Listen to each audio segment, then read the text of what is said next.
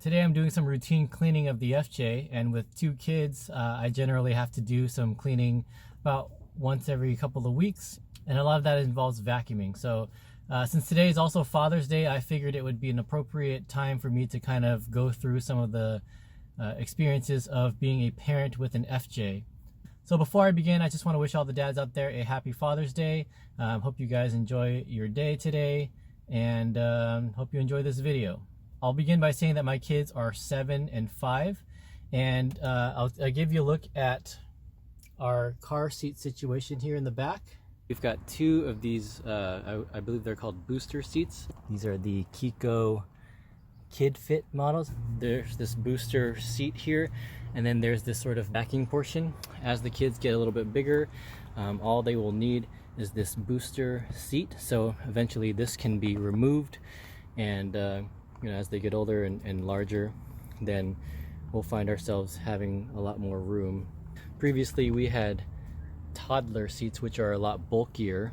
Our kids are roughly 45 to 50 pounds respectively, and it's a pretty good amount of space for two kids. I will say that we have fit 3 seats in here, these 2 booster seats as well as 1 toddler seat. We've had my nephew ride in here in a booster seat as well, and so it's possible to fit 3 kids, although it's not ideal. But yeah, for 2 kids, this is just the right amount of space. And I'm just going to show you a little bit of what we're constantly dealing with. I know this isn't too bad, but we've got kids snacking in the back all the time. Got crumbs down here that I'm going to vacuum, crumbs on the other side, and a little bit of crumbs here in the middle seat. Occasionally we'll have some spills, but one of the greatest things about the FJ Cruiser is the seat material is water resistant. So whenever we have spills, I'm able to wipe them up quickly. You can see a little bit of staining there, but a little bit of soap and water should do the trick. Our kids really enjoy climbing in through the back, especially that window there. So you'll constantly see footprints here. There's always footprints on the headliner there. There's a little bit of dirt that I need to get out, which I'll show you shortly. In general, for having kids, the FJ Cruiser is not a bad car when it comes to interior cleaning. When I test drove the FJ Cruiser, one of the things I was really surprised about was the back seat space. Now I'm about 5'9", 5'10". When I had my wife test drive the FJ, I sat in the back seat, and I was actually pleasantly surprised about how much space there was back here. I mean, it looks kind of small, but the headroom here is really, really good.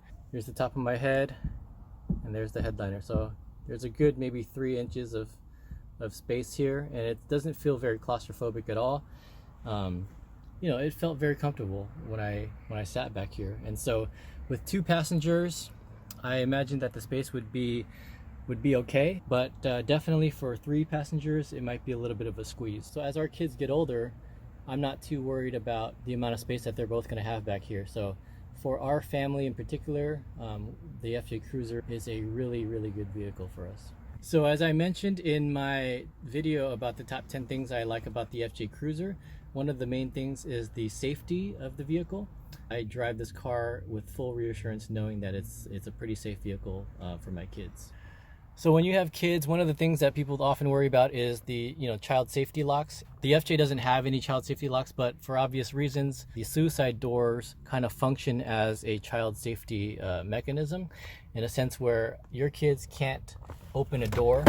They can move the latch, but they can't technically open the door without the front door being opened first. So in that sense, with young kids, you kind of have that sort of safety feature built in. And of course, I have to talk about the Toyota reliability. If you're taking a trip somewhere, you want to be assured that you have a reliable car that's not going to break down and leave you stranded in the middle of the road. Whenever we take any trips with the kids or any long road trips, we know that the FJ Cruiser is the way to go. So I'm going to go ahead and just start vacuuming the car. This is something that I have to do on a regular basis with kids. Cleaning in the FJ Cruiser is a little bit easier because there is no carpet and the seats are easy to clean. So I'm going to go ahead and do that, and then I'll talk about cleaning the headliner next. Alright, so I just finished vacuuming the interior of the FJ. It took all but 5 minutes, and now I'm going to move on to the headliner, which is something that I find myself cleaning very often. The kids like to climb in through this back window, climb their way over to these back seats here, and always get their feet somehow on the ceiling here. So since I have the vacuum out here, I usually just use this brush attachment and go over it. Let's take this spot here. This is the worst spot here, but I just take the brush attachment, use that brush to my advantage, and get out all of that dirt first. And then I'll take a wet rag with some little bit of dish soap, and I'll just kind of scrub it a little bit. I won't do it too hard because I don't want to spread the stain, but for the most part, before taking that wet rag, I want to get out as much of that dirt as possible.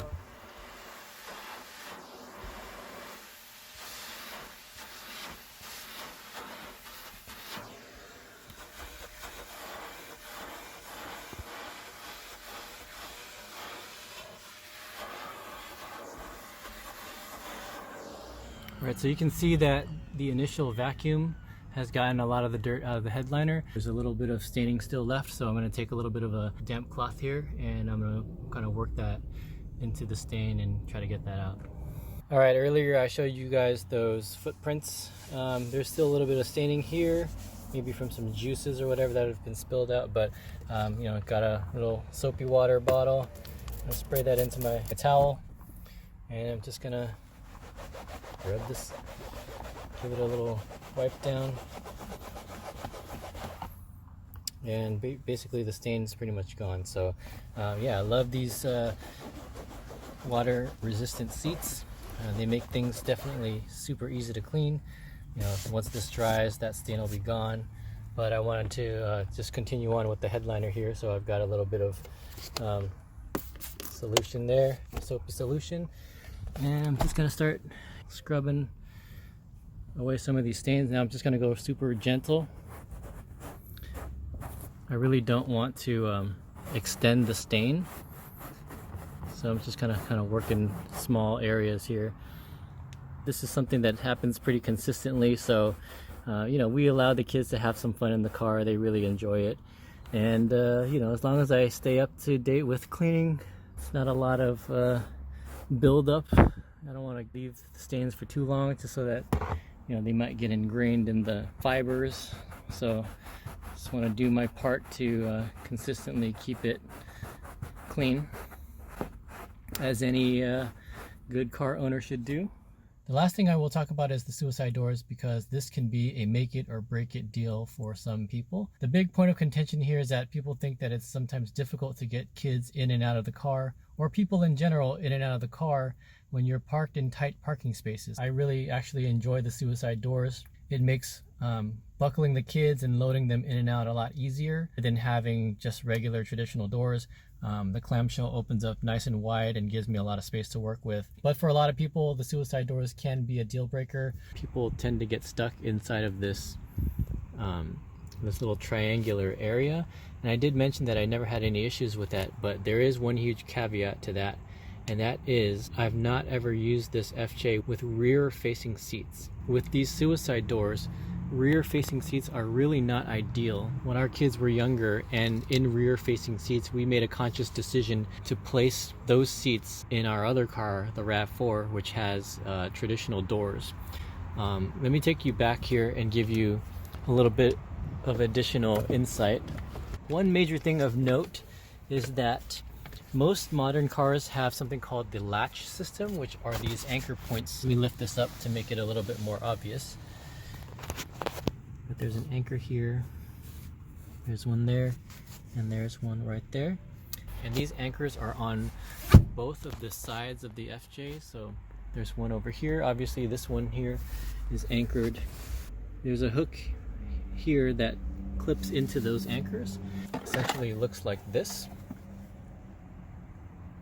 This here is a base for an infant seat. It's part of a carrier system that allows you to remove the baby carriage and insert it into a stroller. Essentially, this clip, you just kind of really literally latch it on there and it clicks into place. And here, this other one, it's slapped onto the other hook. So, and together These two clips essentially anchor this base to the seat. And while I'm on the topic of the latch system, unfortunately the middle seat section doesn't have those latch anchors. You can see that my seat is all the way up to the front. If I were to put it back into my usual seating position, if you can imagine a rearward facing carrier with these suicide doors, you know, getting a baby in and out of here in a tight parking space probably would be quite a challenge. I get it. I understand that when parents complain about the suicide doors, I think they're mostly referring to the fact that they're dealing with rearward facing seats. One other thing I will note is that it's really easy to hit your head on this thing. So if you're ever pulling sleeping children out of the car, if you're kind of lifting them over your shoulder, please be mindful of this latch overhead. In short, is the FJ Cruiser kid friendly? Well, the realistic answer is it depends on the size of your kid. When our kids were infants, we made a conscious decision to take the RAV4, specifically because we did have the carrier system in the base, which was definitely a lot easier to handle whenever we needed to take the baby in and out of the car.